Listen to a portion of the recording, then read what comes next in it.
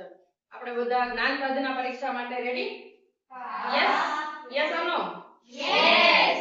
આને કહેવાય મુખ્યમંત્રી જ્ઞાન સાધના પરીક્ષા, જે આપણે મેરિટમાં આવવા માટેની પરીક્ષા છે અને મેરિટમાં આવવા માટે આપણે સારામાં સારા માર્ક્સ અને સારા ટકા લઈ આવવા પડશે. તો જો તમે પાસ થશો, મેરિટમાં આવશો, તો ટોટલ તમને 90,000 રૂપિયાની શિષ્યવૃત્તિ મળશે. પણ એના માટે તમારે ધોરણ 9, 10, 11 અને 12 ભણવું પડશે. રાઈટ? તો ધોરણ 9 અને 10 માં 20,000 દર વર્ષે અને ધોરણ 11, 12 માં 25,000. આ રીતે ટોટલ 90,000 શિષ્યવૃત્તિ આપણે મળવાપાત્ર થાય છે, જેના ફોર્મ ભરવાના ચાલુ થયા હતા 5 તારીખે અને લાસ્ટ ડેટ છે 16. પણ આપણે આખા ક્લાસના ફોર્મ ભરાઈ ગયા છે. હવે તમારે તૈયારી કરી સારી એવી અને આપણે એક્ઝામ દેવા જવાનું છે અને દરરોજ આપણે નવા ટોપિક ઉપર પ્રેક્ટિસ કરશું. તો આજે આપણો ટોપિક છે ભિન્ન આકૃતિ પરીક્ષણ, જેમાં તમારે શોધવાનું છે કે આ 4 આકૃતિમાંથી અલગ પડતી આકૃતિ કઈ છે. ઓકે, તો જોઈ લો આકૃતિ શાંતિથી અને કોણ વિચારશે અને કોણ જવાબ આપશે. ચલો ભાવિકા. આકૃતિ બી. આકૃતિ બી માં આ છે કે આકૃતિ બી માં 5 ખાલી લીટીઓ છે અને બધી 3 આકૃતિમાં છ છે. ઓકે, એટલે આકૃતિ અલગ પડી છે. ઓકે, તો બધા સહમત છો આની સાથે કે એક આકૃતિ બી છે એમાં 5 રેખાખંડ આપેલા છે અને બાકીની આકૃતિમાં 6 રેખાખંડ છે, એટલે અલગ પડતી આકૃતિ કઈ થશે?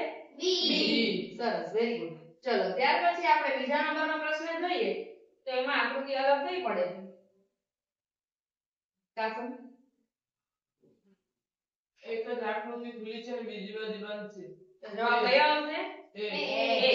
સાચી વાત છે? હા. સરસ, વેરી ગુડ. તો આ આકૃતિ છે જે એ અધૂરી આકૃતિ છે. બાકીની આકૃતિ આપણે જોઈ શકીએ છીએ કે સંપૂર્ણ આકૃતિ છે, પૂરી આકૃતિ છે. Okay, very good. ચલો ત્રીજા પ્રશ્નમાં કઈ આકૃતિ અલગ દેખાય છે? સાક્ષી, બાકી બધી નિશાની છે ને ડી એક જ અંક છે. સાચી વાત છે? હા. બાકીની 3 છે, પહેલી, બીજી, ત્રીજી, એ શું છે? ગાણિતિક નિશાનીઓ છે, જેનાથી આપણે ગણતરી કરી શકીએ છીએ. પણ આ છે એ શું આપેલું છે? અંક આપેલો છે, એટલે એ આકૃતિ અલગ પડતી આકૃતિ કહેવાય. તો આ રીતે આપણે વધુ આકૃતિઓ બુકમાં આપેલી છે અને એ રીતે વધુ પ્રેક્ટિસ કરીએ તો ભિન્ન આકૃતિ પરીક્ષણ વાળો ટોપિક છે એ તમે સોલ્વ કરી શકો છો. ક્લિયર?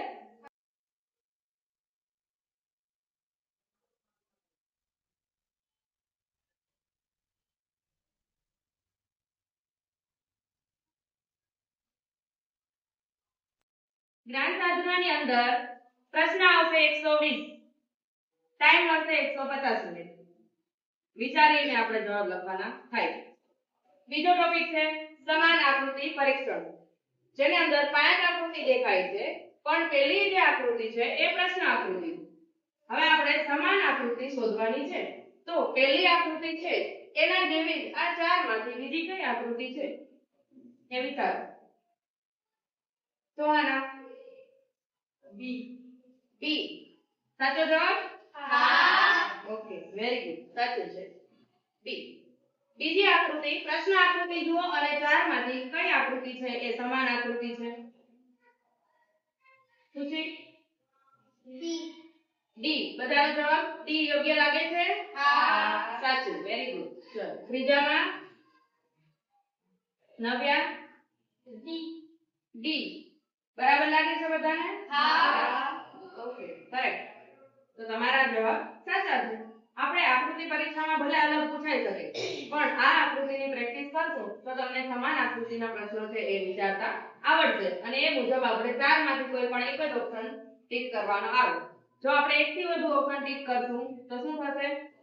ખોટું પડશે. અથવા તો ખાલી જ રાખશું 4 ઓપ્શન, તો પણ એના માર્ક તમને મળશે નહીં અને તમને એમ થાય કે આમાં એ આવશે અને પછી એમ થાય કે ના ના બી આવશે, તો તમે એ ટિક કરી દીધું છે પછી બી પણ ટિક કરશો તો પણ એ જવાબ ખોટો જ થશે, એના માર્ક તમને મળશે નહીં. એટલે બહુ વિચારી અને આપણે જવાબ ટિક કરવાના. 120 પ્રશ્ન છે તો 120 જ રાઉન્ડ આપણા થવા જોઈએ, એનાથી વધારે પણ નહીં, એનાથી ઓછા પણ નહીં. અને પ્રશ્ન સમજી વિચારી અને આપણે ટિક કરવાનું.